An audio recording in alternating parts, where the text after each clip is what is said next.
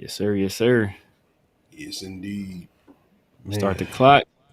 Like you, or you call a timeout late in the game. Like I gotta head to the restroom real quick. I'll meet y'all and I'll just come back real quick. Hold on 1 second. No, I'm playing. You gotta take a hot dookie. Bro, dookie. You can probably get away with one to be right back before the end that of the word. game. That word is exactly. it's just disgusting, bro. Like when you hear the word, it's just dookie. That's nasty. There's no way it could be anything else but that. You know. Exactly. Yeah, you need dew wipes for a dookie, bro. Like regular toilet paper ain't gonna work. Man, it's like facts. You need them Kirkland flushable wipes. We started on this shit, bro.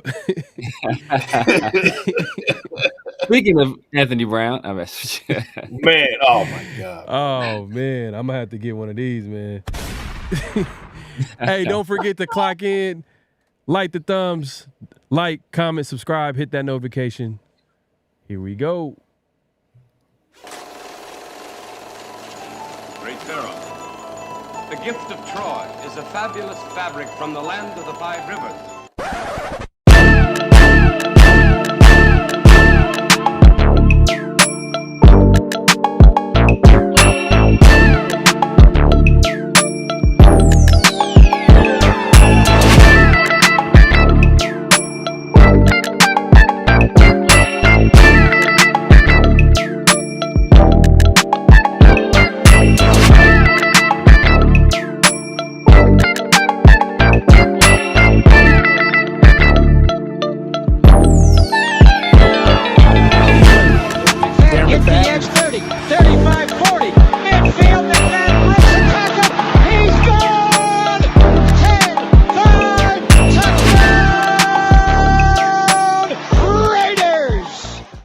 Years ago, when we came to Los Angeles, I really believed that the greatness of the Raiders would be in its future.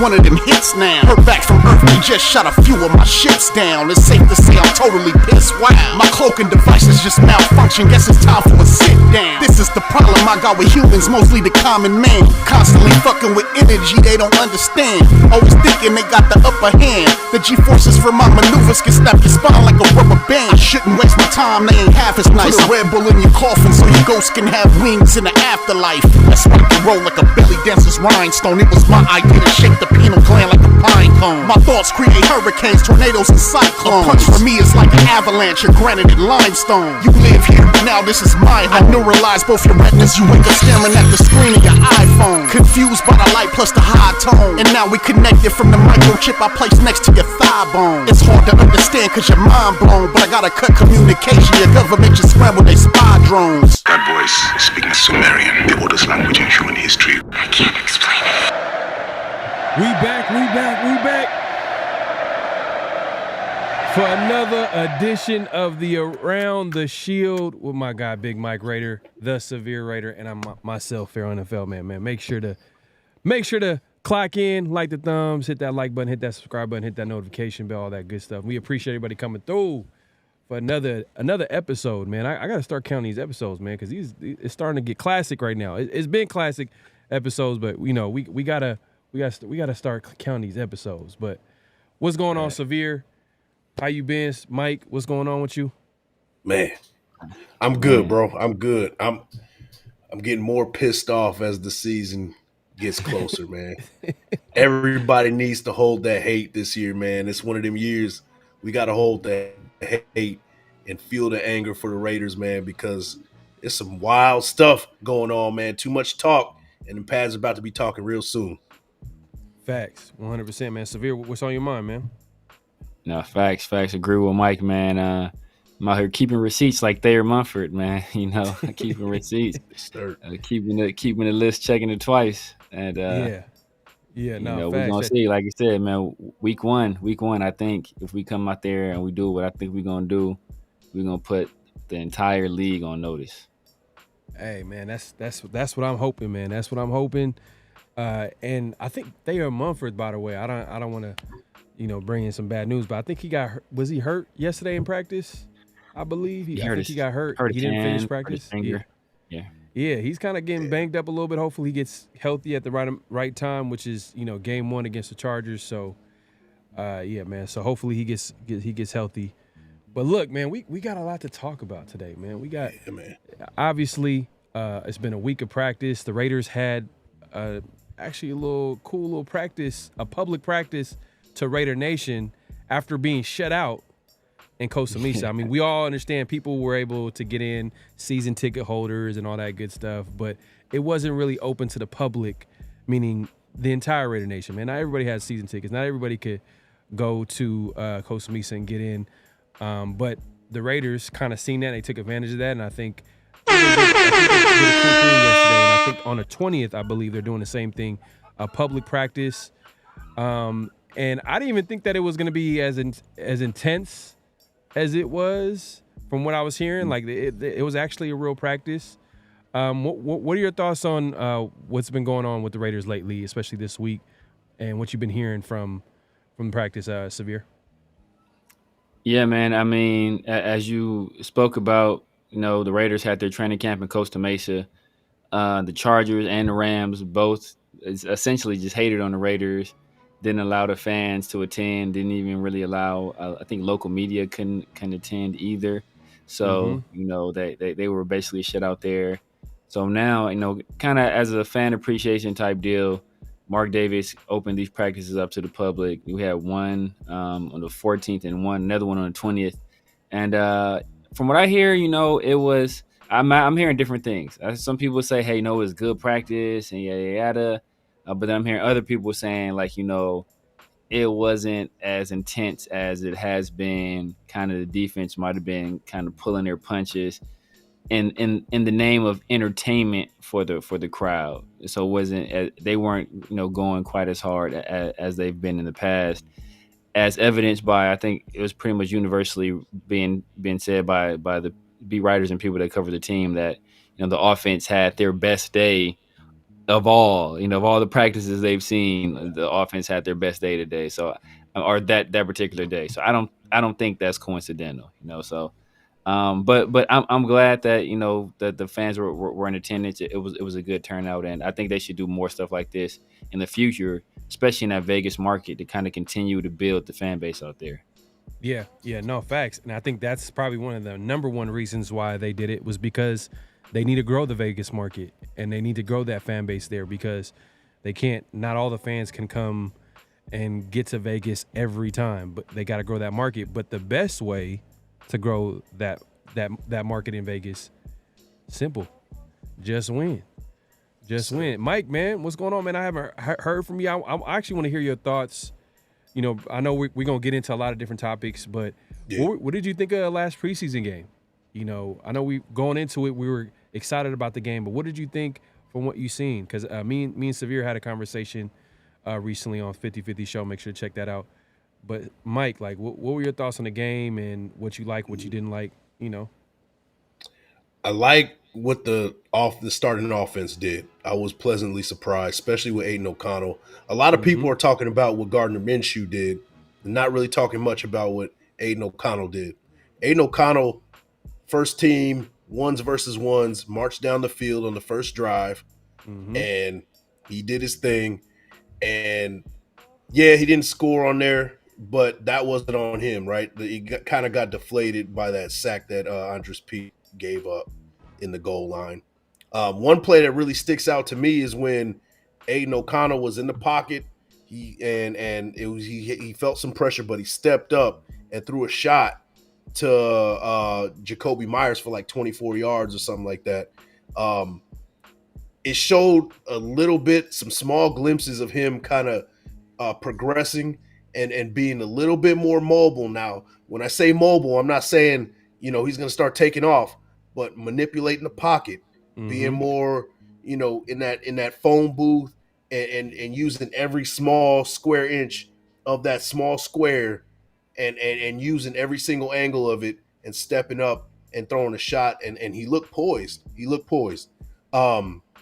I think that one drive alone gave him the one up. I really didn't care what Gardner Minshew did in the second quarter. Because it's kind of against, I wouldn't say it's twos, there's partial ones in there, partial twos. Like Gardner Minshew did what we all expected him to do. But what I saw from Aiden O'Connell was the fact that he was poised. He didn't look rattled, right? And he wasn't a statue. Those are the things that we've been saying about him throughout this offseason. Oh man, this dude is a statue. He doesn't move, but he showed right there, that one play right there, that he has the ability to do so. And that right there showed me that he's ready to be the starter for this team. Man, I agree with you, man. I like what you said because you got to have you have to have the right expectations for Aiden O'Connell. If you're going in there trying to look for Michael Vick, you're going to be disappointed. But I like what you said there. He's able to play within himself, and that's where he can manipulate the pocket, move around the pocket, and that's what we've seen. And he was able to be accurate, march the team down the field. So it sounds like you like Aiden O'Connell's performance over Gardner Minshew's, or do you think it was pretty even? I think that Aiden O'Connell looked a little bit better. And I'll say this: he was a lot more efficient. 7 for 9. Accuracy was there. Gardner Minshew, on the other hand, only had 6 completions with 12 balls thrown. That right there tells me that Aiden O'Connell is going to be a little bit more efficient when he's out on the field. Now, Gardner Minshew, he has a tendency of being careless with the ball. And this is him in his career, throwing interceptions, trying to do too much sometimes, and really hurting an offense. And the way it's constructed, the way this team is constructed, we can't afford to have that. We can't tire out this defense. We can't put them in situations where they're on short fields and they have to defend a short amount of space. And, even the best of defenses can't work against that. So I want a guy that's going to be efficient, accurate, and not making so many turnovers. And I think that Aiden O'Connell is that guy over Gardner Minshew. And another thing that we haven't really talked about too much is Aiden O'Connell is getting support for one of the biggest supporters that you can get on the team. Arguably the best player, the biggest star, the biggest name on the team, and that's Davante Adams. Yeah. So I think that says a lot, because he sees what happens in practice, day in, day out. I'm sure he's seen Gardner Minshew from afar, has played with them at this point, OTAs up until this point. We've seen what he said with Shannon Sharp over there at his podcast. So that you could take that and be like, okay, you got one of the biggest supporters on the team is the number one receiver, and you could tell. And look, I think it was yesterday practice. It was a great play.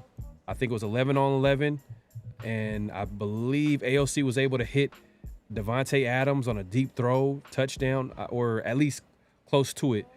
There was like video clips of it, and maybe I can pull it up. But that being said, I think the one thing I'll say with Gardner Minshew, just to give it on, just to keep the conversation balanced, he was able to get touchdowns. It's true. Exactly. I'm not gonna lie, touchdowns over the years, whatever quarterback was back there, from the Derek Carrs, the whoever you put over there, have been a struggle for a while now. So I think that red zone is going to be key, and hopefully whoever steps up this week will separate themselves, and we'll finally have a quarterback, and we won't have this conversation again unless whatever happens during the season. But I think after this game. One more thing that I got to mention, it bears to be repeated, man. The more that Thayer Munford, you mentioned earlier, Thayer Munford went down with an injury. This is the second time he's went down with an injury with his hand. The more that Thayer Munford goes down with small little injuries, dings here and there, you're opening the door even more for DJ Glaze to keep on getting them reps, keep on building the blocks, brick by brick, becoming that number one guy. I wouldn't be surprised, and I'm not saying week one, but if it keeps going this way, DJ Glaze is going to be the starting right tackle. Yeah, and we That'd heard be ironic. Yeah, That'd be it's ironic severe because Jackson Powers Johnson is not going to start. So it'd be ironic if the guy we were sure would be a starter, and due to injury, he's not going to start. And it'd be ironic that if an injury to another potential starter gave DJ Glaze the opportunity to steal a starting spot. So that would be very interesting.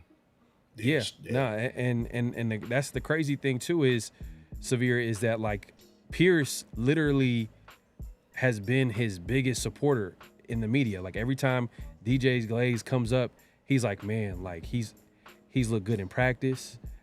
They even liked him in the game. When he made a mistake, he made a mistake. A guy beat him inside, but we like what he's doing over there. It's they're really surprised, not even surprised, intrigued with his potential over there at the right side. So, Mike, you make a good point about Thayer Munford. But do you think, Severe, you think that DJ Glaze, and we brought this up last show, we're like, hey, man, there might be a battle going there, but he did give up a sack, and I was like, you know what? He didn't have the perfect performance for him to put himself in. I was on the left though. I want to say that was him at left tackle. That was him on left tackle. At left tackle. On the right side, on the right side, I think he performed very well. Okay. I was impressed with what he did on that side, and that would be the side that he'd be likely starting on. So yeah, man, I think the best ability is availability, man, and if Thayer keeps going down with these little nicks and bruises. I also think that DJ Glaze is a little bit of a better fit in this system than Thayer. I already talk about, I called him cement-footed Thayer Munford all the time. He's not a guy that's really, going to move as well as DJ Glaze. Now, he is moving better than he was, especially better than he was at Ohio State. But I don't think he moves as well as Glaze. Glaze is already younger. So, I think that he's really, really leaving the door open for DJ Glaze to step right through it and grab a hold of that starting spot at right tackle. Yeah, and you know what? This is not a bad thing, but it also doesn't help.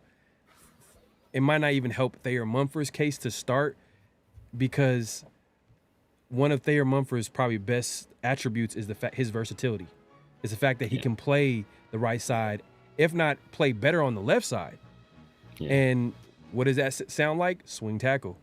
He might be Yeah. perfect for that swing tackle role compared to, a DJ Glaze. Well, we'll see. You know what I mean? We'll see. Let the best man win. But it's definitely something interesting to keep an eye on. Me and Severe talked about, like, I think the linebackers played well during the game. Yeah. I felt like the linebacker depth showed up well, which is it's not a surprise. The head coach is a linebacker coach. Yeah. You got linebackers all through the staff, former linebackers on the staff. So it's not a surprise that that position is playing well.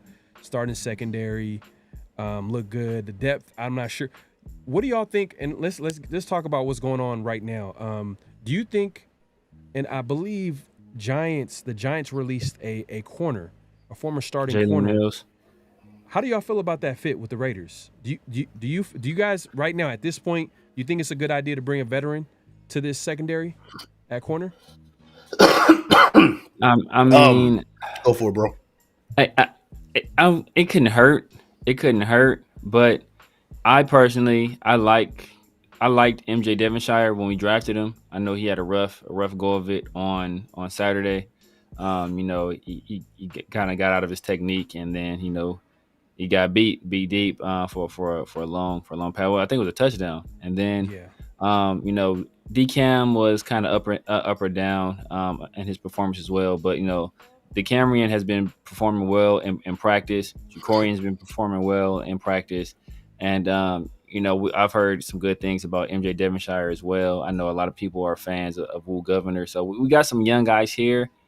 So at this point, I would rather just let these young guys cook, man. Let these young guys continue to develop.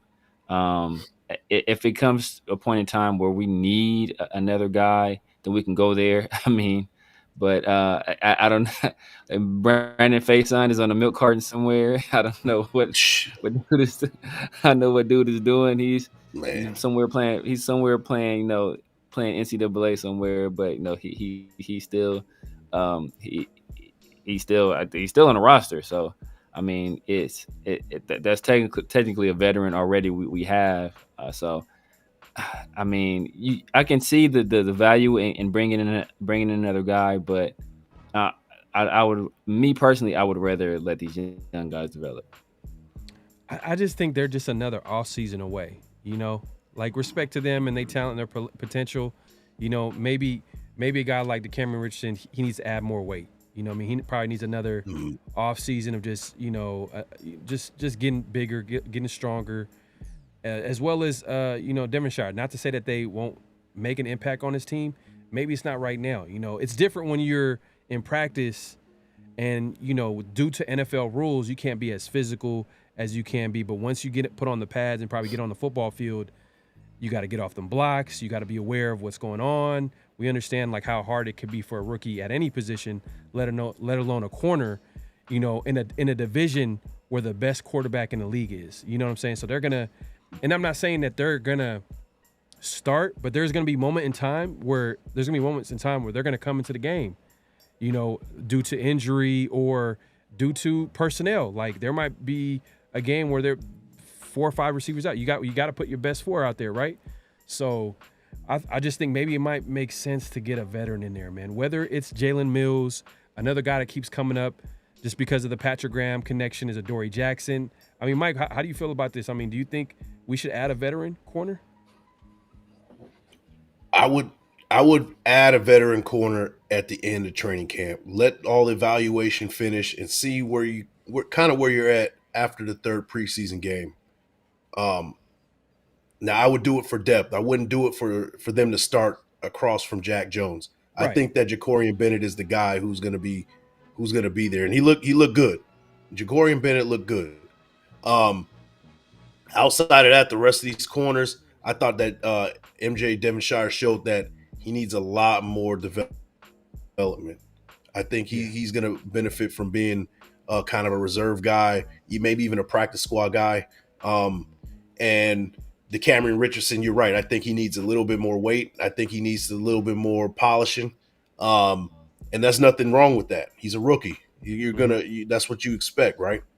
But with that, saying that, where's Faison? Where's where's our fourth corner?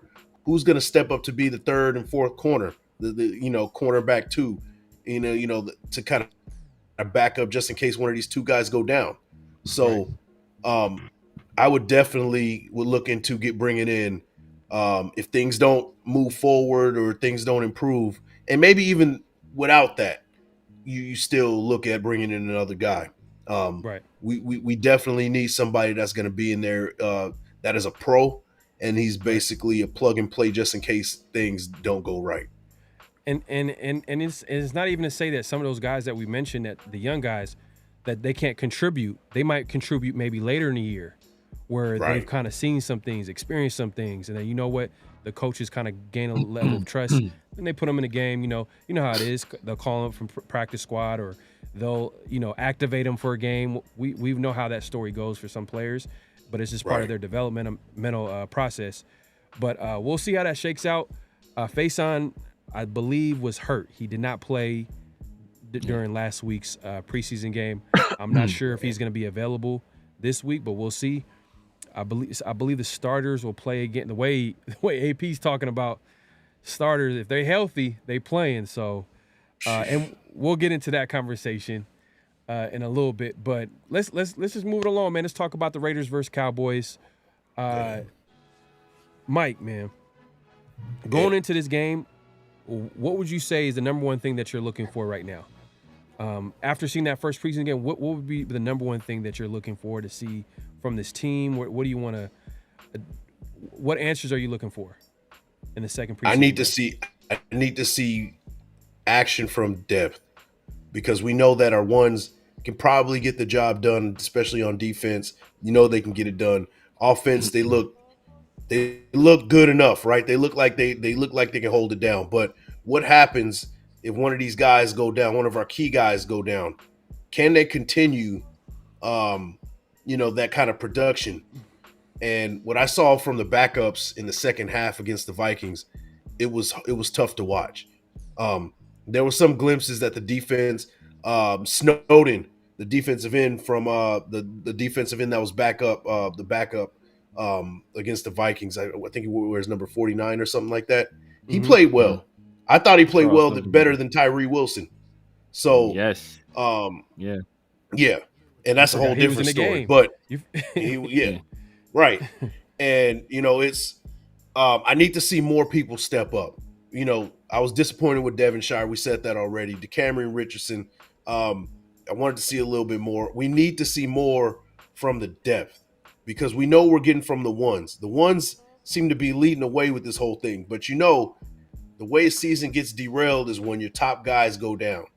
And if you're going to keep, that ship going, you got to have somebody that can come in that would allow you to not have too much of a drop off.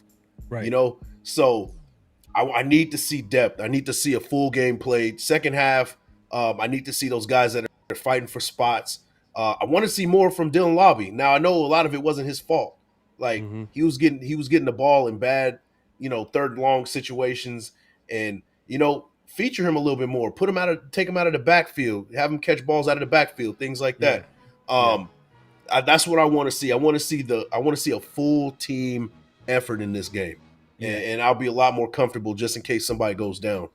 No, facts. I want to see Dylan Lobby a little bit earlier in the game. I want to see him play with the weapons that we have, because that's where he's going to look even.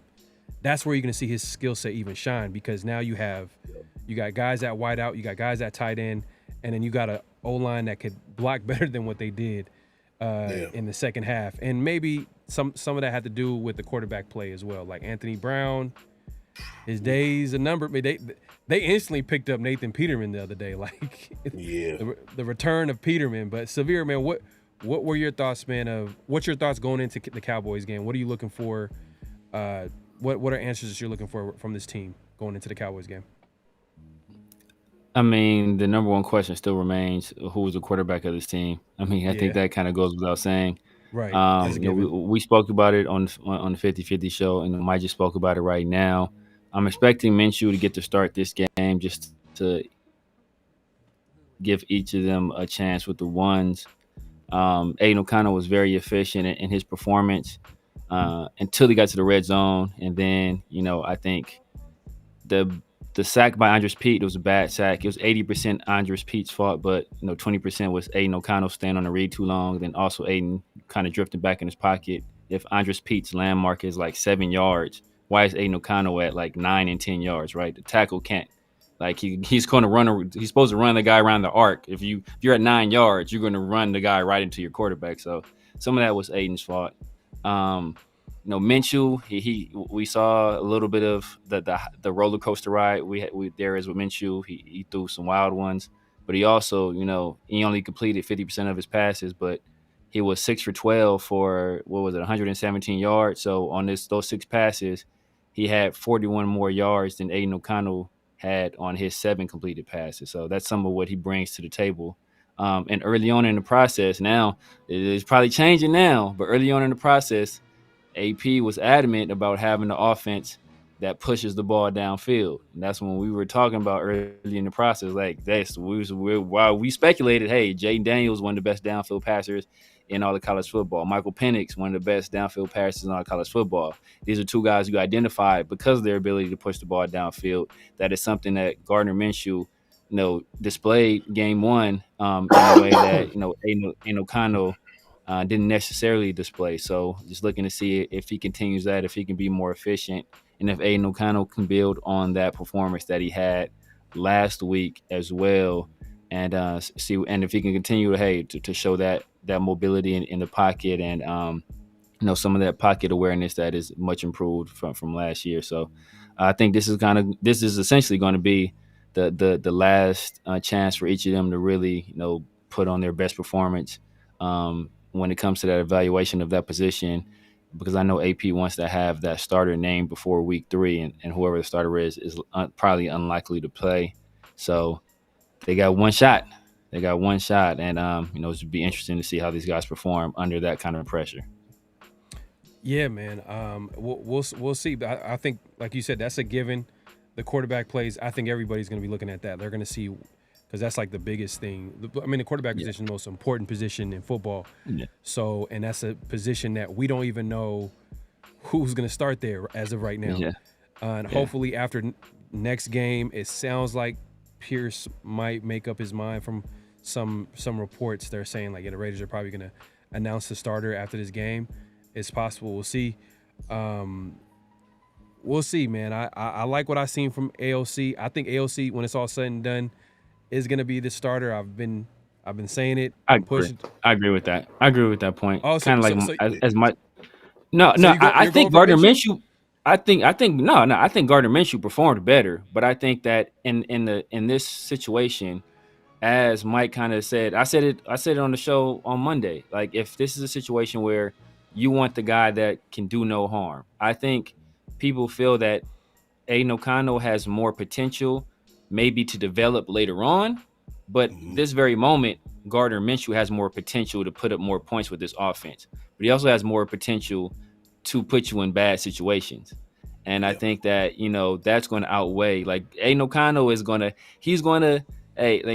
get you that C every time. Gardner can come out and get you a B plus, A minus, but he can get you an F too. And so I think, when you're a defensive coach, you want that consistency. This guy is going to take care of the ball. He's not going to put us in bad situations. He's going to, even though he should have, did better in our red zone play, as I talked about before, but he's not going to really put you in bad situations. Not going to turn the ball over. Like, you live to play another day. And sometimes Gardner Minshew kind of lives on the edge. That's kind of his personality. And like, if this was Bruce Arians, Gardner Minshew the starter for sure. No, without a question. Like, ain't no kind of getting cut next week, possibly, right? But this is Antonio Pierce, and so that's a whole different mindset, whole different mentality. So I think that that lends itself to a guy that's a little bit more on the safer side. Yeah. But it goes without saying that Bruce Arians would probably have a stronger arm quarterback. Out there, you know what I mean? Just because we know. But if this is his only two options, if this is his only two options, Gardner Minshew is going to be the guy. It's like fantasy football, man. You know how you in fantasy football, you look at boom or bust. You Yeah. know, like you'll pick a guy on a week to week basis. Like, all right, this week, I'm down a guy. I need to throw a guy in that I can find lightning in a bottle. Yeah. You're not going to start that dude week by week because he might score negative points for you, but he Exactly. might go out and hit 30, 40 points for you one of these games Exactly. and really like get you on a good run or, steal a game, stealing an upset. So that's Gardner Minshew in a nutshell. 1 or 2 games, he'll get you some good times, right? Yeah. But man, he'll have you looking for something else, in a quick second if you play him too much. Right. And that's what I was trying to get at, on Monday's show is like when I watched him play, it's like, is this sustainable? Like his play style, is this sustainable? Like he plays a lot, he plays a little free. He likes to play out of structure a little bit. You could tell, like his game, he's more likely to roll out and try to make a play, buy more time. But then when you look at his skill set, it's like, man, like someone left a comment and it was funny. It was like, man, Minshew is a gunslinger without a gun. You know what I mean? Yeah. Like, it is what it is. Hey, maybe with the Raiders, we have so much weapons, it can work. So if Minshew ends up being the starter, and just to move it along, because we all know the quarterback, we can go back and forth with the quarterback position, but I'm really excited from what we've seen last preseason game and what we've been hyping up the entire offseason is this offense and the weapons that we have, the 2 tight end system, 12 personnel. The Raiders are going to be one of 5 teams in the last, I don't know how many years, to probably go out into the NFL this year and have a base personnel in 12 personnel, I should say. And it makes sense. You know what I mean? Bowers looks the part. Mayer looks like he's trying to prove the entire world the Raiders made a mistake in drafting Bowers. Yeah. And that to me is probably one of the biggest things. I know it's preseason. I know it's vanilla. They're not going to show too much, but even in what they showed us, they're like, yeah, man, you got Bowers coming out at fullback. Oh, yeah, that's a matchup nightmare. And I don't know if you guys remember what I said a few months ago. I said that Getsy has to almost revolutionize his offense for it to be dynamic. And seeing Brock Bowers coming out, everywhere. He was in the slot. He was the boundary receiver. He was the fullback. Yep. That is stuff that has signs of being revolutionary. Just imagine every play. You got to really pay attention where he's going, and really take into consideration of that. But you might not even go to him. He might just be a decoy. You know what I mean? Like it's those type of things that make an offense special and very difficult to stop. And it's the system alone. It's not the players. It's not the personnel. It doesn't matter who the quarterback is. It's the personnel. It's the scheme. So that's what I was looking for with Getsy. You got to revolutionize this 12 personnel, 13 personnel. I even joked and said 14. That was ridiculous, right? But 13. That could happen though. It could happen. Yeah. You could put 4 tight ends out there. You know what I mean? You have no receivers, but you can run the ball with 4 tight ends. You know what I mean? And just really punish some dudes. They would never do it, but you never know what Getsy. So it's that type of offense that you want to see from Getsy. Like, hey, we're gonna change the game on you, man. You're gonna have to try to stop us. Yeah. But it's hard. It's really hard to really predict how it's gonna really look because we won't know until the regular season because that's when teams are game planning. Even week 1, for example, week 1 is probably the most unpredictable week in the NFL because no one really knows what the other team is going to do and how it's going to look like, especially a team that has new coaching staff, new OC, whatever the case may be. They don't know how it's going to look like. That's why we see all types of upsets happen in week 1. I mean, we see upsets every week, like any given Sunday. We all know that happens, but especially week 1. But yeah, I'm man, just to see it on the football field, just to see, Bowers come out the backfield, just to see Mayer just be involved. The tight ends were heavily involved in that first preseason game. So hopefully we see that continue. And Davante, we see him out there, and you combine Davante with the weapons that we have, it's just going to make it that much easier we'll talk about that. We'll talk about that in a little bit, but hopefully we'll be able to see Davante out there, and if just for him to be out there, it's going to create so many matchups for the other guys. It's just going to make it even that much easier. Even without Davante, it makes it a little bit interesting. But with Davante, now you got a guy that commands that double team. You got to pay attention to Davante just because he has that reputation, as well as, hey, man, you can't leave Davante one-on-one unless, obviously if you have like a number one corner and like maybe a Patrick Surtain, they might take risk here and there. But for the most part, teams are going to have to pick their poison. So, man, I'm excited for this game. We'll get into the score prediction probably later in the show. But, man, as far as we talked about the quarterback battle, hopefully I want to see the defense just come out a little bit stronger. I understand it's vanilla and they're just going to be running the same defense, the same off. I understand, I get it, but I just want to see at least that D-line just come out there and just dominate the guy in front of them. Like, that's what I was kind of disappointed that I didn't see against the Vikings. Hopefully they can do that against the Cowboys. And if they're able to do that, then it makes it that much easier for the guys behind them to make some plays, especially our guy Jack Jones out there, man. He looked like he's about to have a big year this year, man. I'm excited about Jack Jones, man. And he feels disrespected. That's a perfect place to be as a player, man. You feel disrespected, and he's out there making plays. What he's doing in training camp is translating on the football field. We see him get that interception the other day.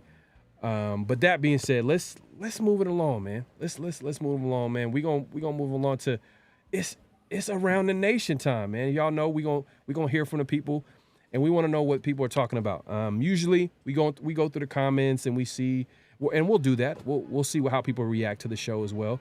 But there's a big topic, and we've been hinting at it during the show.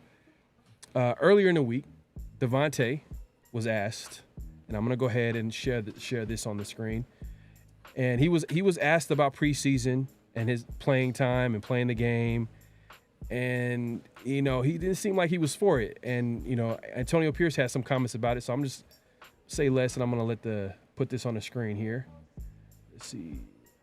Go ahead and share this. Hold on. I got the wrong stuff here. Hold on. Let me put here we go. Boom, got the right stuff. All right, here we go. To play or not play. Here we go. Let's go play the clip real quick.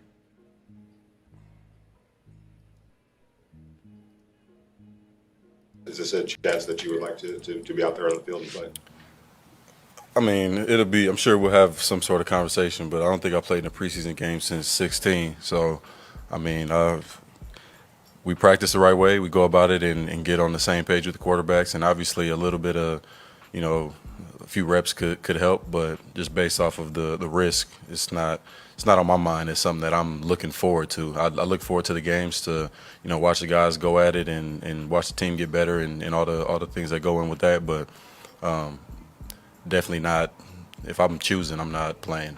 One guy that we've been given the situation with the so that's Davante Adams' response. Here's Antonio Pierce on Saturday and maybe even this Saturday. Do you want to be out there? Is this a chance that you would like to? You said starters will play this week. Davante last night said he'd choose not to if it was up to him. Will there be a conversation, or do you think that it's kind of his point in his career would be up to him? No. If you're healthy, you'll play. You said starters will play this week. Davante last night said he'd choose not to if it was up to him. Will there be a conversation?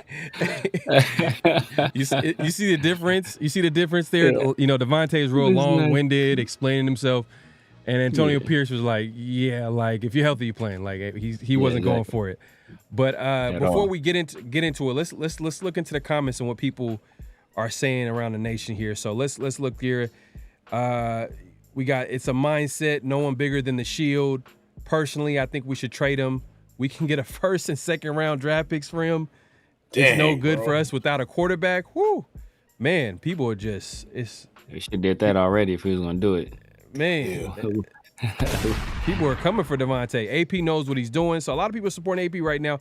AP knows what's best. Tell him, coach. He sounds like a diva, man. No reason to play this man. You seen what we went through last year already. This man gets hurt. All you fans will be crying. I mean, he ain't lying. No, he ain't lying. He ain't lying. No, what's know what's funny to me? I just can't help but laugh about it. It's because like this is the nature of fandom, bro. Like people cannot be consistent at all. Cause like have this thought experiment. Let's say this is Davante saying I don't want to play in the preseason, and then Josh McDaniels was like, nah, bro, if you're healthy, you playing. Like the reaction would not be the same. McDummy doesn't know what he's doing. Exactly. Why he's a star player? Why is he out there playing? He doesn't need to be like so. Like people kind of pick and choose based on how they feel about the messenger, how they react to the message. Sounds like familiar. This was Josh McDaniels. Oh, bro, it would not fly like this. They will be cooking. Josh McDaniels would go back to the locker room like, I just got cooked. Right. Like, and you know, there's some people who had a little bit of, all right, let him play a couple of offensive series and that's it. He doesn't need to play the whole game. And that's where I'm at. That's a lot. Nobody's playing the whole game though. Yeah. But I think and people were overreacting a little bit here. That is kind of obvious. Like they're overreacting. I think that he should probably play maybe a series. Maybe I don't think he should play a second series in my opinion. But maybe if they want to, they can go ahead and do so depending on how the first series goes. But I don't think Davante should play too much. You know what you got at him. Just let him get some reps. Let him get hit a couple of times. Get some reps in. But but as far as not playing, it really varies because certain coaching staffs, they have different mindsets about it. Like you don't want to put your best player at risk for a game that's meaningless. You know, they don't feel like it's really necessary for the guy to play. But Mike, where are you at with this, man? This is to some of the people that were saying like, oh, he needs to be traded. He needs to go somewhere else. He's a diva, this and that. It's a blatant hypocrisy to me because, you know, we really crave that sort of like bluntness from our players, right? To tell it straight like it is. How many players feel like, hey, I don't want to play in the preseason? You know, how many star players think that way? Especially dudes who already got it established that they're the starter. Pretty much everybody. But we're knocking Davante Adams for saying exactly what a lot of 95% of these guys are already feeling and thinking. I think that he's a guy that he kind of tap danced on that comment, but at the end of the day, he kind of got to telling it like it is. Now, Antonio Pierce, he's not tap dancing. He's going straight to the punch. So I admire both of those things. These are two kind of like alphas, and I think they understand each other. And, you know, kind of a small wrinkle to it, right, is that, you know, we saw yesterday that, you know, Davante Adams didn't attend practice, you know? So who knows what happened behind the scenes? Like maybe, you know, Antonio Pierce was like, hey, you know, you're gonna nurse that ankle, all right, and don't worry about playing. Or, you know, Davante Adams made an executive decision and was like, yeah, I'm down with an ankle. I'm not gonna play this week. You know, based on what, you know, Antonio Pierce said, and you made a good point behind the scenes, Severe. Like he left that possibility out there. AP, if you're healthy, you're gonna play. If you're healthy, so you know that's the part. Go ahead, bro. No, go finish your statement, man, because I got something to say about that. Go ahead. Yeah, and that's the part that kind of leaves it wide open.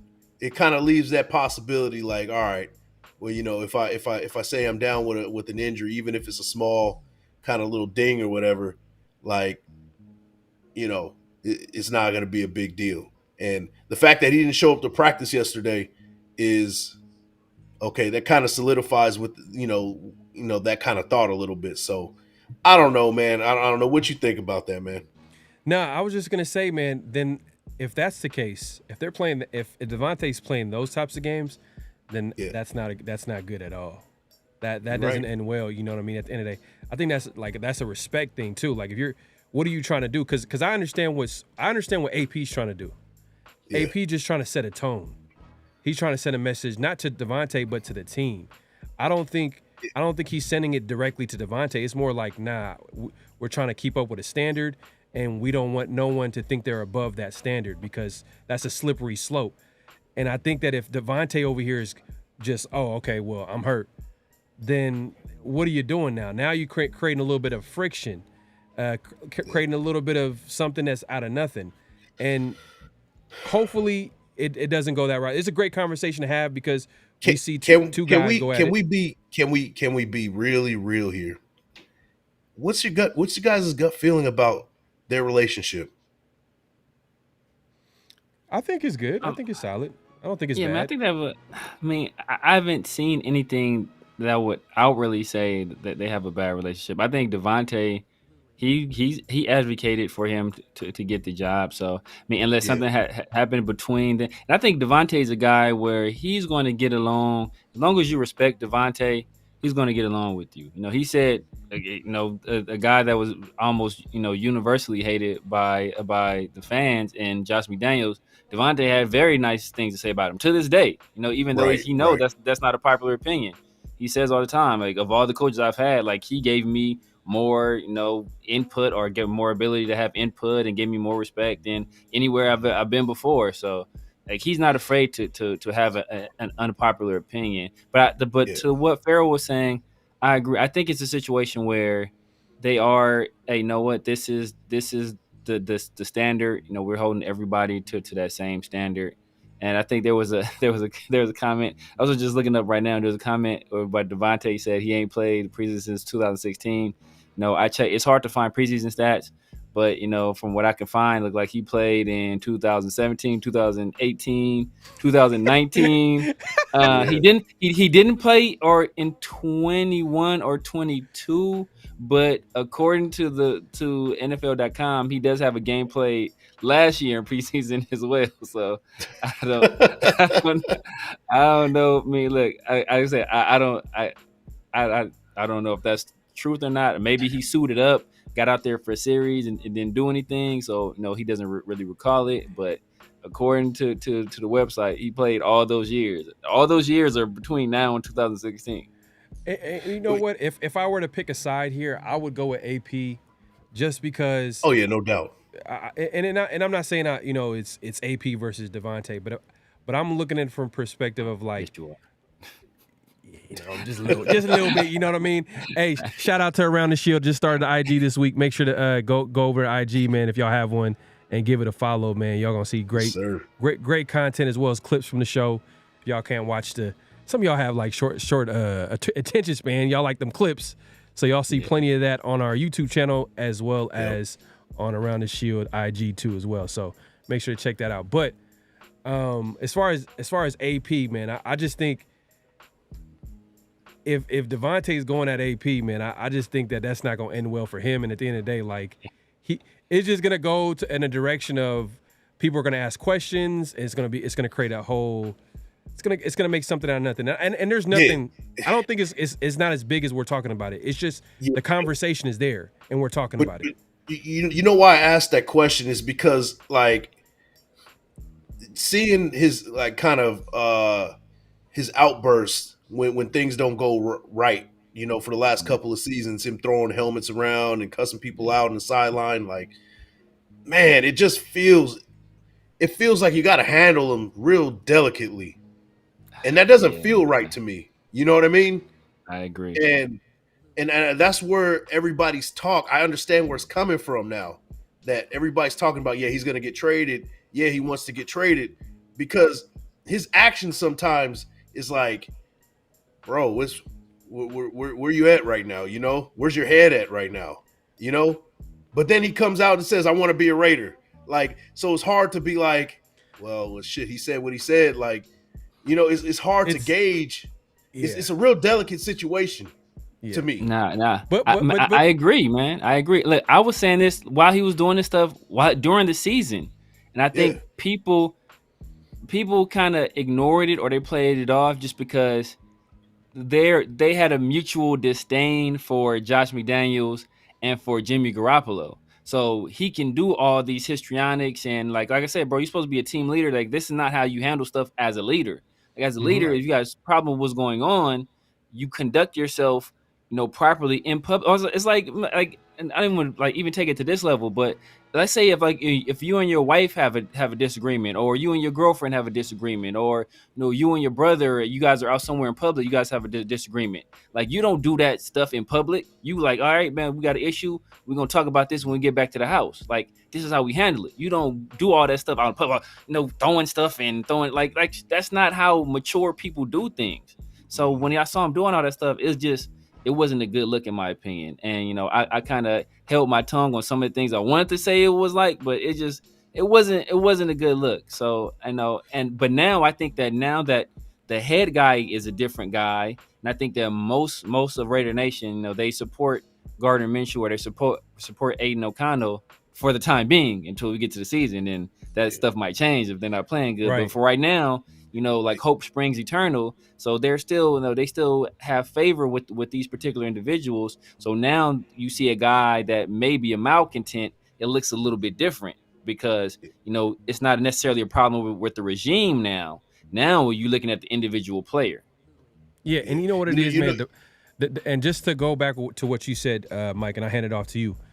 Yeah. Davante has this thing that all these number one receivers have, just a little bit, you know what I mean? Some less than others, some more than others, and Davante has a little bit in him.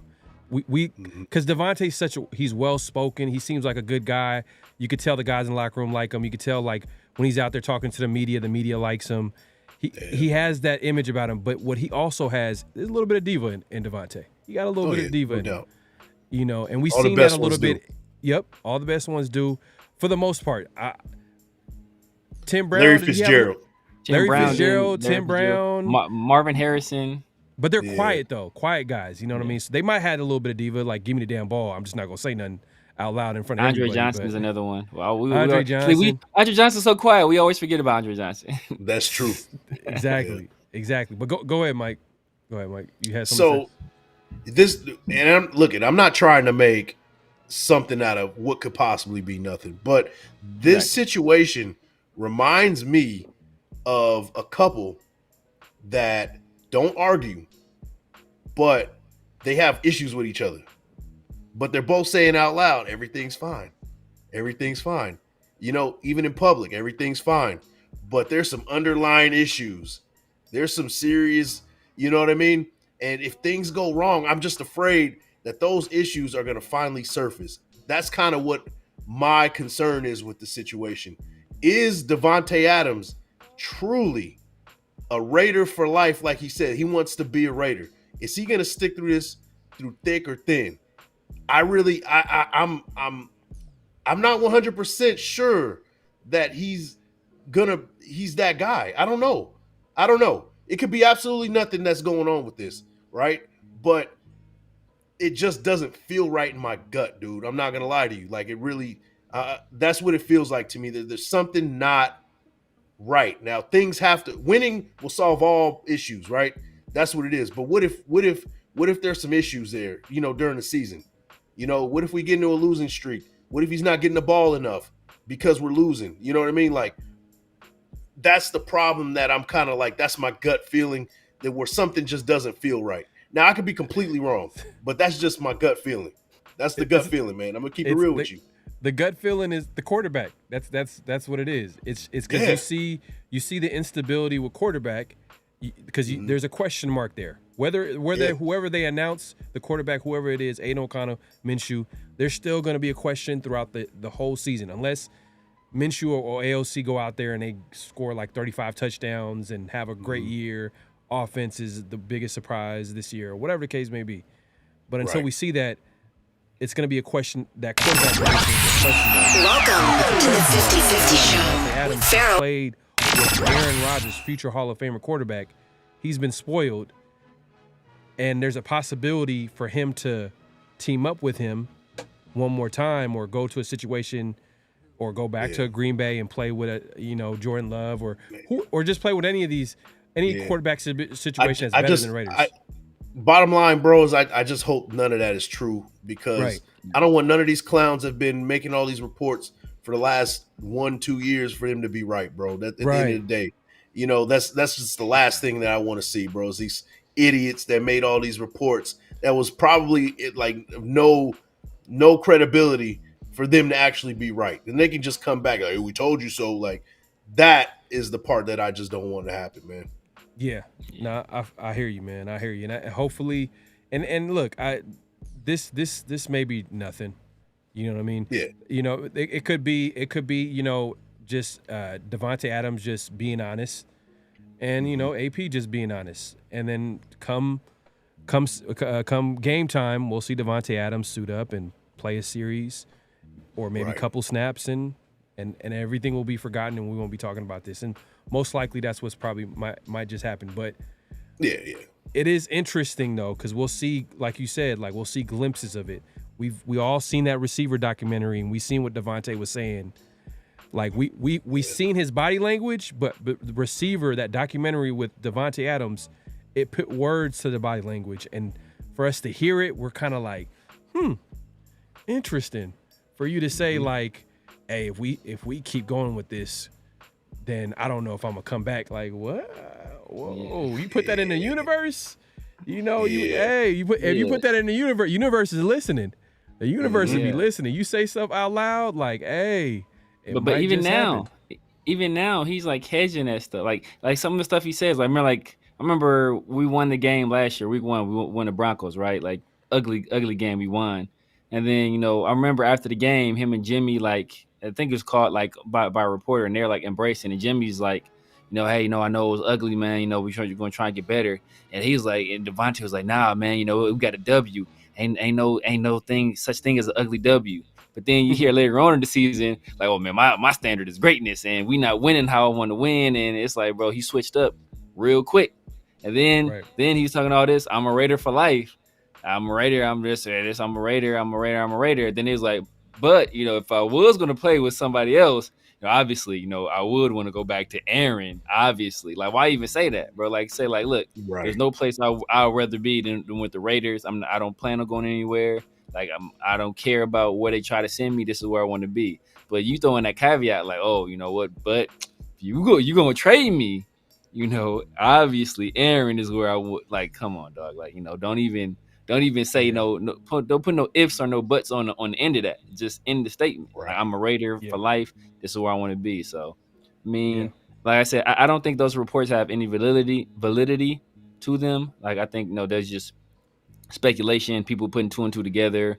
But a lot of speculation. But you never know. At the end of the day, you never know. You can never say never. And I think you know what they do. I think a lot of what they do sometimes with speculation, and sometimes when they're trying to say things that are not there, they put it out there, and then if it happens, then they could be like, "What'd I tell you?" Right. You know what I mean? And then if it doesn't happen, they just act like they never said it, or never like nothing happened. You see what I'm saying? Fact. So it's just it's crazy. But people be paying attention, and Raider Nation, y'all ain't dumb, so y'all pay attention to the people that be trying to put stuff on the wall or try to say this, like guys like Colin Cowherd, over there. Just talking about the Raiders in a good light, and then all of a sudden just switch up just like that. Be like, interesting. And then once the Raiders go on a winning streak, how's it going to look like? What are you going to be saying now? Oh, like, what? I've always liked the Raiders. I always thought they were a scrappy young team with a great defense, and they took on the mentality of their head coach. And like, come on, bro, go shut up, that, bro. Yeah, man. But hey, that wraps up Around the Nation. Make sure to leave a comment, man. What do y'all think about this, man? Leave a comment after the video. Obviously in the chat, we see y'all, but just make sure to leave a comment, and we'll get to it as well, man. This is a good time. This is what we're gonna be doing every week. So tell me how much I'm overreacting, please. Yeah, let us know, man. Hey, I know y'all disagree with me sometimes. I know you disagree with Mike sometimes. I know y'all agree with Severe sometimes, or disagree. Like, hey, let us know, and we'll feature you on the show. Because we appreciate the support. We want to hear from y'all, man. Hey, great minds. We want to have that conversation. So without you guys, we won't be able to have that. So So make sure to leave a comment. Make sure to like, comment, subscribe, and hit that notification bell. But yeah, definitely leave a comment, and we'll have you on Around the Nation, man, and salute you. No matter if we disagree with you or not. Don't worry, man. We ain't gonna roast you. We ain't gonna roast you. We ain't gonna roast the picture on your. At least me and Pharaoh won't.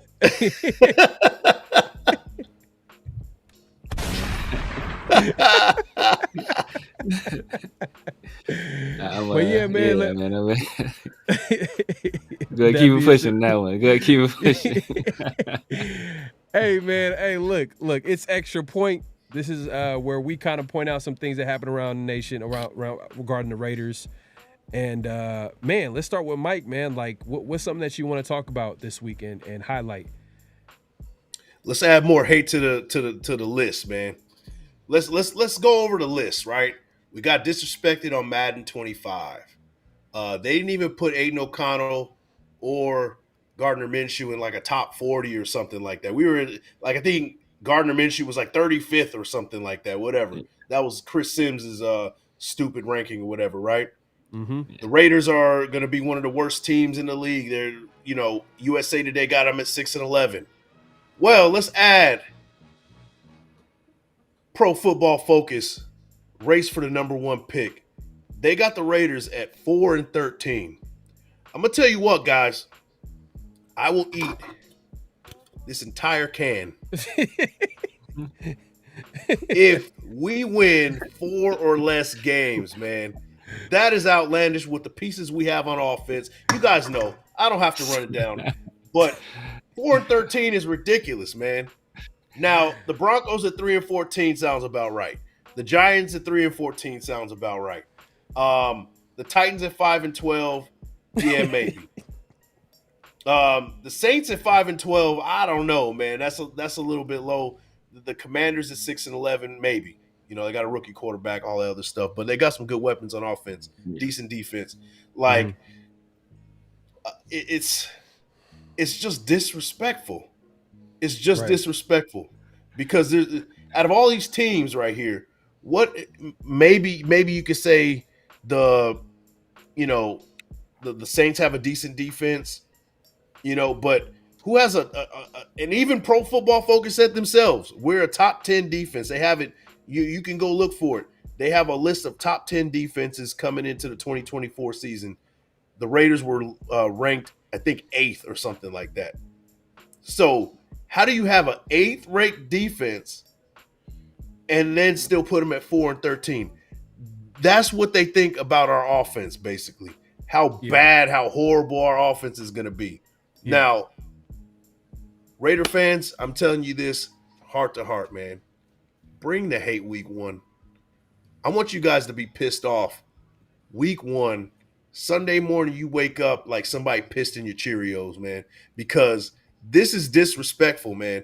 I've heard too much nonsense from the Colin Cowherds, the Mike Florios, the ESPNs, all these talking heads. People have not been giving the Raiders their respect the whole time. They got even small stuff because I'm petty. They got Max Crosby at number 10, and they got Travis Kelce at number 9 on the top 100, man. That, to me, is disrespectful enough that you got, an aging tight end who didn't even break 1,000 yards last year at number 9. And you got somebody who's going to be in the Defensive Player of the Year race this year and was last year, didn't get a single vote. Let's not talk about that. Let's talk about that too, right? Didn't get a single vote for Defensive Player of the Year, just below somebody who just because he's dating a pop star and is on a Super Bowl winning team, he's at number 9. Right. Disrespect. Be pissed off all season, man. This is the beginning of something special. We talked about the stuff what's going on with Davante Adams. We talked about the stuff, there's this possible shaking up going on. Forget all that, man. They're going to figure it out. Be pissed off. This defense is pissed off. This offense is pissed off. Be pissed off along with them. Be pissed off with me because they've been disrespecting us for far too long, man. And week 1 is when we're going to put people on notice. Get ready for it. That's all I got, bro. Yeah, and you know what? You make a good point about the Max Crosby being at 10, and we kind of briefly talked about it. We shouted him out being a top 10 player. Much respect to that. Like, he's getting love around the league. I think as the Raiders have more team success, I believe his individual accolades will come. But yeah, man, Max Crosby is a better player than Travis Kelce at this point in their career. Right. Like, literally. Antonio Pierce has to take out Max Crosby. This is a fact. He has to take him out in practice because he's too disruptive. He's at a point in his career where he's unblockable. So they have to take him out so the offense can run their play, so they can get some reps in. And Severe, we're just talking about the other week or the other day. We're like, hey, is it the offensive struggles that? Could it be a possibility that the defense, Pierce is having the defense go all out on the offense? But guess what? He's actually taking out Max Crosby out so the offense could get some reps in. That's how bad, that's how disruptive and how dominating Max Crosby has been in practice. So it's crazy, the disrespect for Max Crosby and the Raiders. I disagree with the 4-13 record, but I will say this. This is what happens when you have that quarterback position is as much as we get hate we get hate just for being the Raiders. I understand that. And I'll be back in a second. I understand that we get hate just for being the Raiders. But also, just look at it. Denver Broncos, Bo Nix, we don't know what that's going to look like. Daniel Jones, I'm sorry, he's trash. The Raiders, if you want to be honest, if you compare it to the league, as of right now, they haven't proven that they're one of the best quarterbacks room in the league. Just to be as positive as I can, they just come on. Aiden O'Connell and Minshew are kind of unproven. The Tennessee Titans, you know what I mean? Like, you start going down this list, then you kind of could see why. It's the quarterback position. That's why they have him on there. It's so easy for them to say, and I understand where you're coming from, Mike. Like, you could still be a good team and not have elite quarterback play. Right. Yeah. Right. But it's easier for them to say, oh, this team's going to be trash because they don't have a quarterback. It's easy to say that. Yeah. Exactly. It's easy, and it's also shows how stupid you are too, because like it's lazy too. It blows my mind how a number of these so-called experts really just put all the eggs in the quarterback basket and not even taking consideration anybody else that's on the team. Like, I just don't understand how football got to this point. Back in the day, this was an ultimate team sport. The quarterback wasn't the guy that was just like, hey, the quarterback, you're not going to sink or swim based on what the quarterback is doing.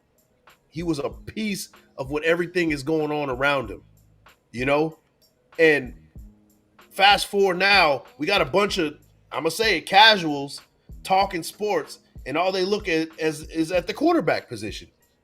Without looking at, scheme, without looking at anything else, defense, nothing else.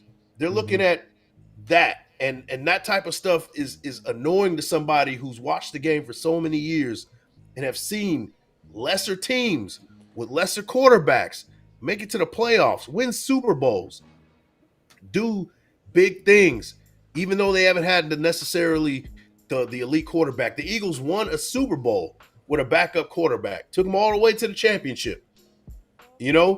So to me, it just it's short-sightedness. It's not doing your due diligence. You're not looking at what's the full picture. And hey, any of those other teams can very well put it together if they have a sound defense or other things like that. I think the Saints are shorted too. I think the Commanders can show that they can do something else too because they got good pieces. So it's not just the Raiders. The common, like you said, the common denominator is that they're just looking at the quarterback position and it's not clear, or they're unsure, or they had a bad season previous. So they're looking at that and be like, they're going to be horrible. And that's just short-sightedness. And Pro Football Focus, you pride yourself on being a company that, revolutionize and look at the full picture of things. You put a grade on players and you look at whatever you look at, and give this arbitrary number to these players. But yet you're going to grade a record based off of what's going on in the quarterback room. That is hypocritical to me. And I think that's just short-sightedness, man. But that's all I got to say, bro. Yeah, man, I agree, because they're not really looking at the context. They're not looking at the full picture. They're not trying to see like, oh, you know what, this team has a good defense. This team might have a run game. What they're trying to do is they just trying to create a buzz, or they get attention and have people react in a certain way, and it works. I'm not gonna lie, I got my attention because I seen it before you even. I was like, man, that's funny that you brought, because we were about to talk about this, but. Man, you saw it, you called it out, you said it how you seen it, and I think that at the end of the day, like, the Raiders just got to go out there and just show the world, man. I think it's a great spot. Look, everybody is doubting the Raiders. It's perfect. Yeah. It's perfect, man. Perfect spot. I need everybody to be pissed off, man. For real. Yeah. Where's the Patriots on that list, man? That's my question. Why aren't the Patriots down there? For real. Yeah, that's true. That is true. That is true. Name a skill position player for the Patriots. Like, come on now. Your guy from Washington, Polk. Yeah, I think they. That's a full team. See, that's the difference. That's a full team that needs a revamp. That's not just the quarterback position. That's the entire team. And they just traded. Well, this probably happened, but this probably kind of was a prediction before. But they just traded Matt Judon, so it's like. That's a big piece on their defense too. Yeah, so, big piece on their defense. Yeah, so for a third round pick, so we know what they're doing this next year. I'm glad I'm not a Patriots fan, because that's an ugly team. Let's be honest. Like, that's probably one of the ugliest teams. Even when they're winning, like, it's just an ugly team. It's the boringest team to watch, bro. The Raiders got the most. Like, man, they just need to get What do they always say? The NFL is better when the Raiders are good, and it's just 100% facts. And hopefully, we're gonna be right there this year, and we're gonna make some noise. But severe, man. I'm glad Mike made that announcement of aluminum can brought to you by Men of Order. Like, he went hey, I don't want to see Mike eat a can, man. I just don't want to see it, bro. Man, yeah, I don't want to see Mike eat a can.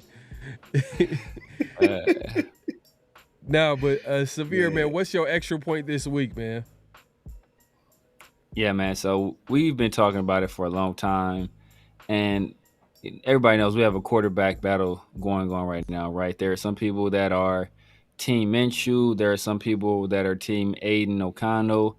But I think that for the most part, people do their best to grade these people fairly.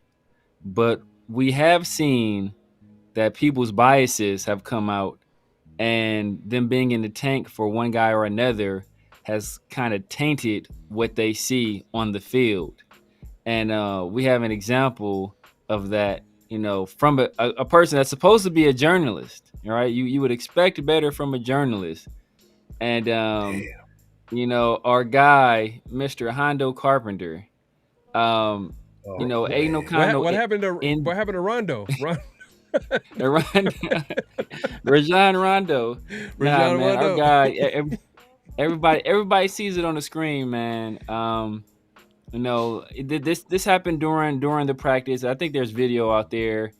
Aiden O'Connell felt some pressure from Max, and as we've been talking about, Aiden O'Connell has displayed better movement this year, and I think that was one of the biggest concerns we had about him as a player.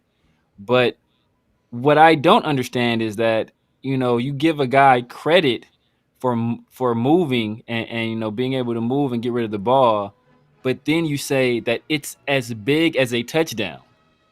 Like, since when was a guy not taking a sack as big as actually scoring points? Like avoiding sacks is important.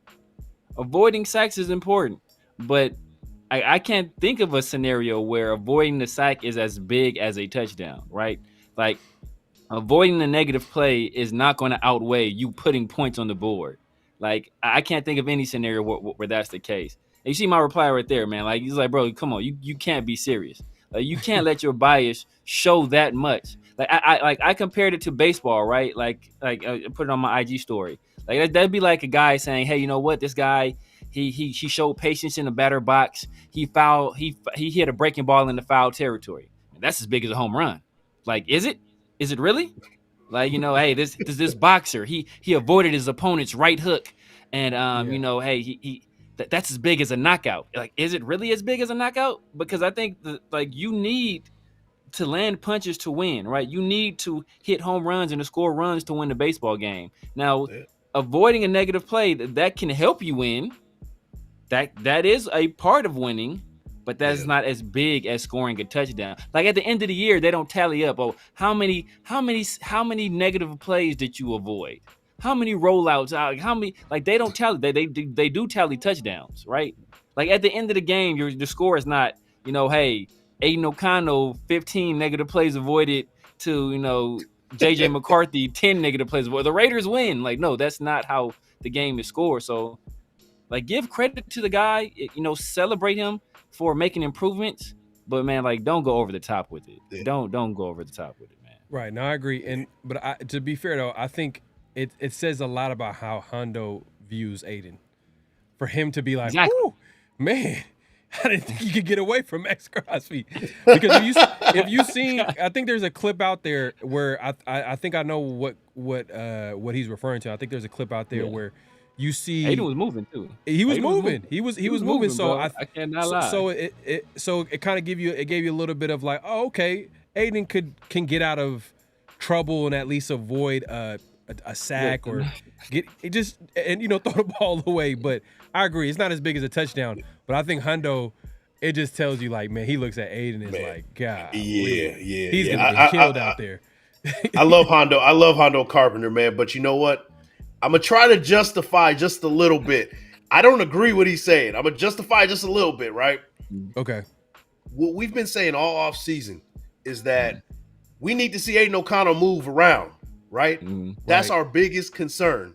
And in this moment, in a practice situation, showing the ability to avoid a sack and move around is bigger than a touchdown at practice.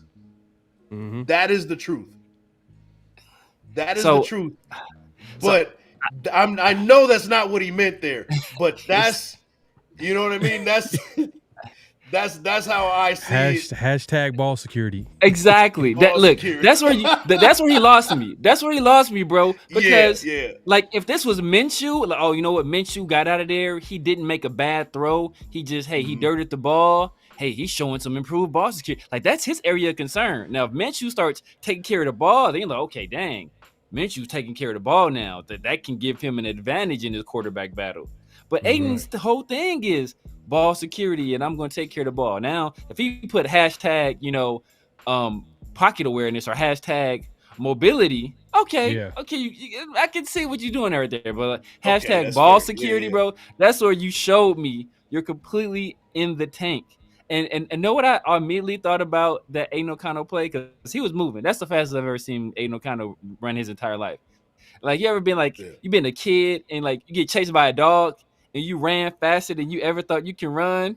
Like, that's what that was like. Like, getting chased by a dog and you like, all of a sudden now you turn into Tyreek Hill. Like, I'm getting chased by this dog. I ain't never ran as fast in my life. I'm hitting this fence like, like I'm a goddamn Navy SEAL getting over this thing. Like, like you do what you got to do in those situations. So that's what it felt like from Aiden. But he showed improved movement, showed improved pocket awareness. But come on, bro, that's not as big as a touchdown. Come on, man. No, come on. Facts. I had to justify it a little bit, but yeah, you're right. It just brings some balance. But yeah, I hear what you're saying. Just a little bit. It's not as big as a touchdown, but like I do. If I see Aiden O'Connell run away from the defender, I'm definitely gonna be like, "Whoo!" Like, I'm gonna be celebrating. Yeah, exactly. I'm gonna be celebrating a little bit more. Like, oh, I didn't see that coming. I didn't see that coming because let's be honest, our expectation of Aiden O'Connell is he's not a mobile guy. He's not an athletic guy. He's not gonna run away from these athletic D linemen, linebackers, whatever the case may be.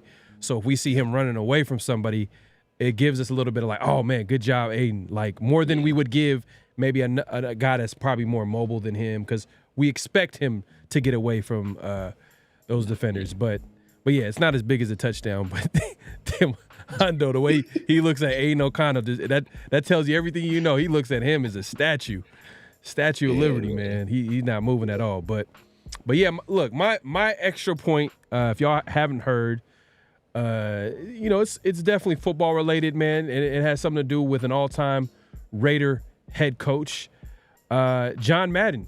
There's going to be a biopic on his life, and the guy that's going to be playing him is Nicolas Cage, which I don't understand that casting there, because respecting Nicolas Cage, he probably had his time where he was coming out with movies, and he was that action star, and he's had his. But I'm not sure if he could. I don't know what Nicolas Cage as John Madden is going to look like. I wish it was somebody else, maybe someone that we don't recognize. Meaning, if it's someone that we don't recognize, most likely he's a good actor. Because usually, sometimes some of these actors, they'll get roles because of their name, and the connections they have, and whatever. Y'all know what it is in Hollywood. Sometimes when you keep seeing the same face over and over again, it's for a reason. So.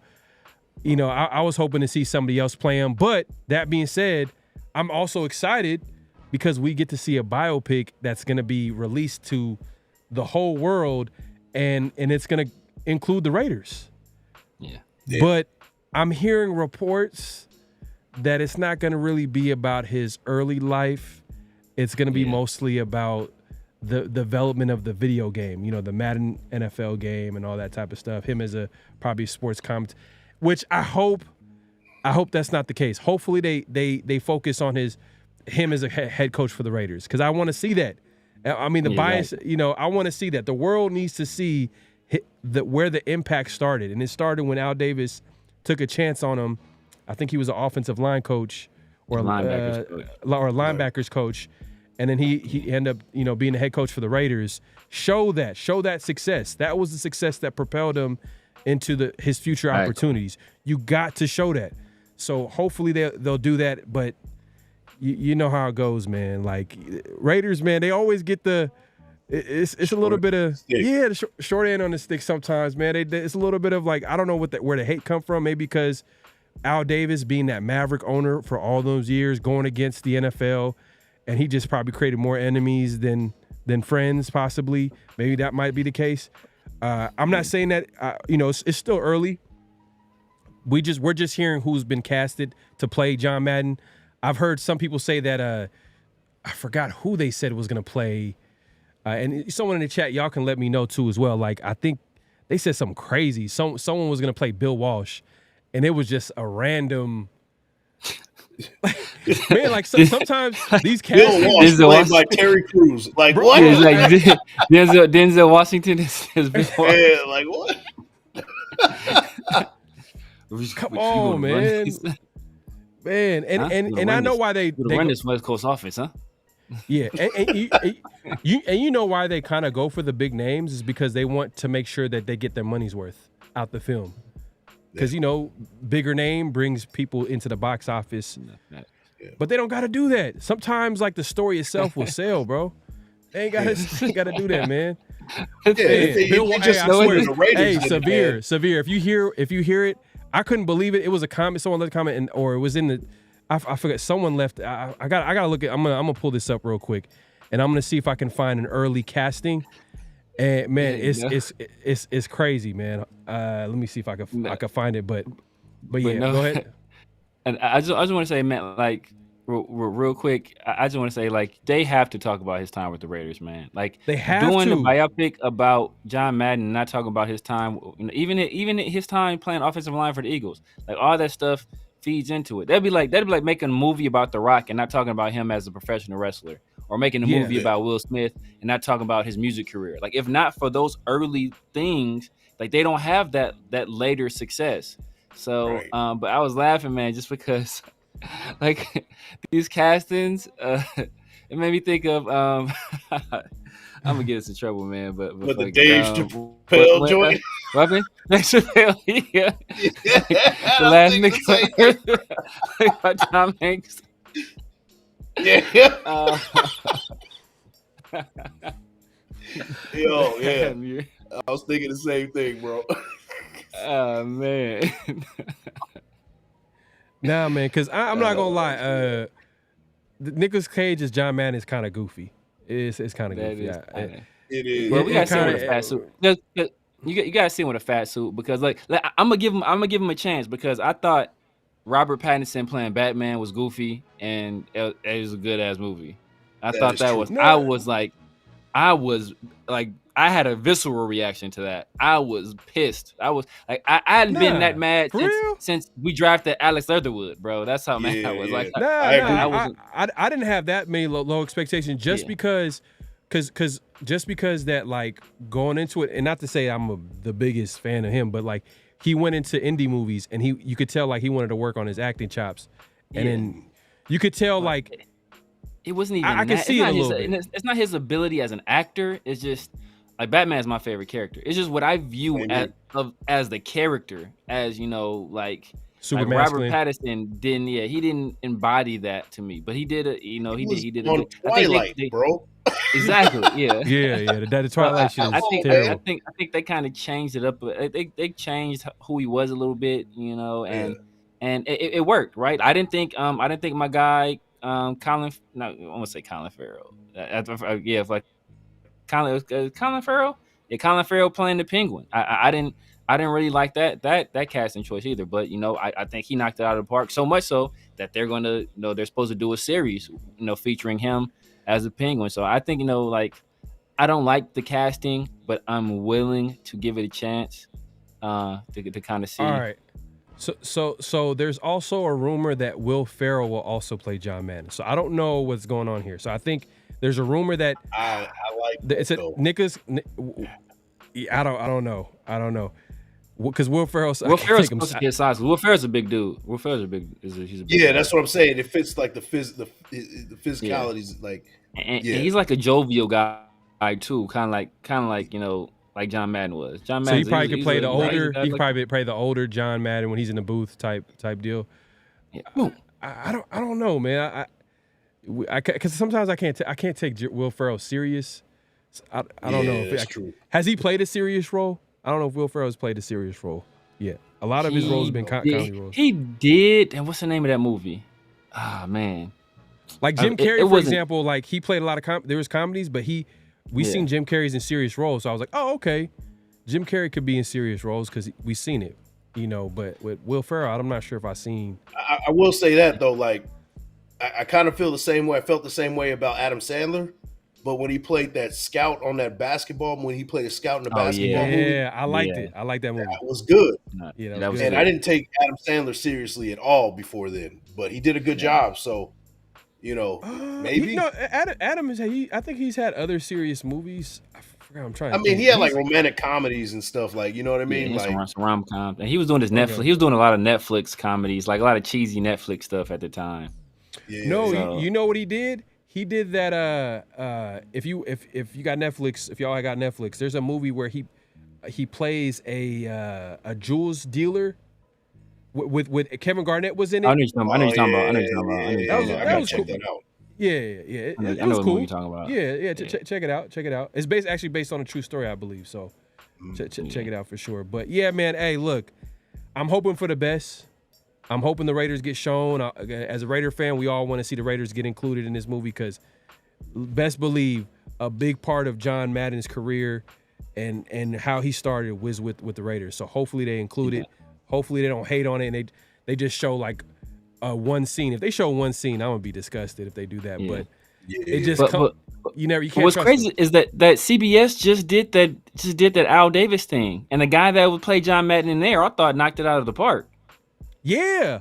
The dude that was a John Madden in there sounded like him, all that stuff. No, I even like who played Al Davis too. Al Davis too, yeah. I think he did a good job too. He did a good job too. Yeah. So it's hard, man, because sometimes, like it's hard sometimes with certain movies, especially with like big stories.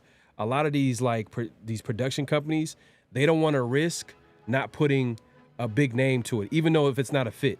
Like maybe if the director and producer and the writers, they want a guy and it will fit perfectly, it'll be a great, but they won't do it because you know what, we can't. This is too big of a story not to put a big name across. So because they want to make their money's worth. At the end of the day, they're gonna invest millions and millions of dollars to make this movie. Because I feel like these days, like these production companies, they probably spent hundreds of millions of dollars just to make a movie. So they got to break at least, depending on the movie. But if you look, man, that movie that with Kevin Hart, is based off a video game that just came out recently. That Fallout? man, yeah, but not Fallout. But not Fallout. I know what you're talking about. Not Fallout. That was a show. Borderlands. Borderlands. Yeah.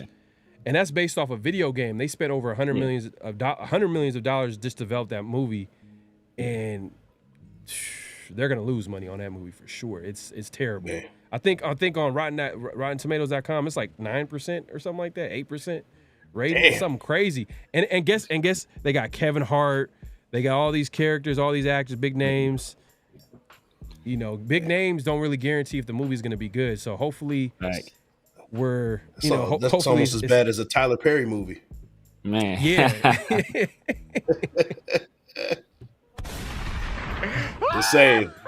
Just saying, bro. Hey, man, but hey, look, man, that pretty much wraps it up, man. That we just wanted to come here and talk about the Raiders, obviously. Hopefully, that movie.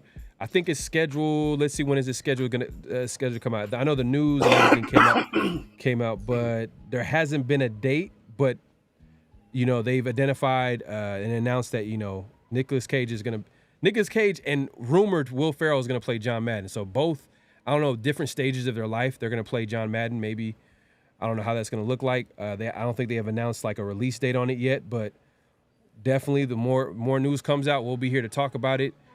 We appreciate everybody coming through. Make sure to hit that like button, hit that subscribe button, hit that notification bell, clock in, light the thumbs, man. We appreciate the support. Make sure to leave a comment after the video so we'll get to it. I know we all will respond to comments, and we want to hear from y'all, and then hopefully we'll feature y'all on Around the Nation. But before we wrap it up, score predictions, Cowboys versus Raiders. Severe, let's start with you. They're 28-24 Raiders. I think Minshew puts together a scoring drive. I think Aiden O'Connell puts together a touchdown drive and a field goal as well before he gets up out of there. And I think we get some improved play. Peterman knows the system. Ironically, he knows the system, so I think we get a little bit of better play, in that second half. Yeah. Mm-hmm. So I got us 28-24 Raiders. Okay, I'm gonna go 24-14. 24-14, man. 24-14. One of the quarterbacks is gonna get 2 touchdowns. Running back's probably gonna get involved, get a touchdown, possibly field goal. I can't trust the other quarterbacks. From what I seen last week, Peterman in less than a week can't come in and score some points. Who knows? It's preseason football. Anything can happen. It's vanilla out there. But Mike, what you got? What's your score? Home opener-ish is going to be a packed-ish house. Raider fans are going to show up. It could be a spring training game. They're going to show up, right? Right. Raiders are going to show out for that, and I think they're going to win a big one. I think it's going to be 28-13 Raiders. All right, both y'all said 28. 28. You said 28-24. Yeah. Actually, let me change it to 27-24. 27-24. Oh, okay. Yeah, he's trying to come up right here. 27-24, man. He's trying to come up on the spread. That $1 for Price is Right. Exactly. I got it 1-0 Raiders. 27-24. I got 24-14, and you got 28-13. 28-13. Yeah. All right, there you go, man. We'll see how it shakes out. And hey, we'll be doing this not just for not for just Raider games. I think when the season rolls around, and we want to include y'all as well too, and we'll find a way to do that. But we're gonna look at all the games on Sunday that play, and we're gonna predict the games, who wins that week, and we're gonna keep track. And hopefully, somehow, some way, we're gonna make it competitive. Winner is gonna get something. We'll try to keep it competitive, but we'll try to have like loser has to eat a can. I don't want to see anybody eat a can, man. I don't want to see anybody eat a can. That's too gruesome, man. But hey, look, we appreciate everybody coming through. Make sure to like the thumb, hit the like button, hit the subscribe button, clock in, hit all that good stuff, man. We'll be back here next week, next Saturday. Make sure to tune in. Also, Severe, let the people know where they can find you, where they can what's next for you, man. Just let the people know. Yes, sir. You know what it is, man. The Severe Raider on YouTube, the Severe Raider on X, the Severe Raider on Instagram, on Snapchat, all that good stuff. You know where we at, man. Around the Shield, coming at you guys live. The 50-50 show every Monday night. And then I got some other stuff bubbling, man. Shout out to my guy, Protect the Shield. We got some stuff in the works as well. And then, you guys want to see me live and in person, I will be at the game. Me and Pharaoh, we up there. We live at the Chargers game, man. So you know what? Everybody that's disrespectful in this comment section, man, I see y'all there.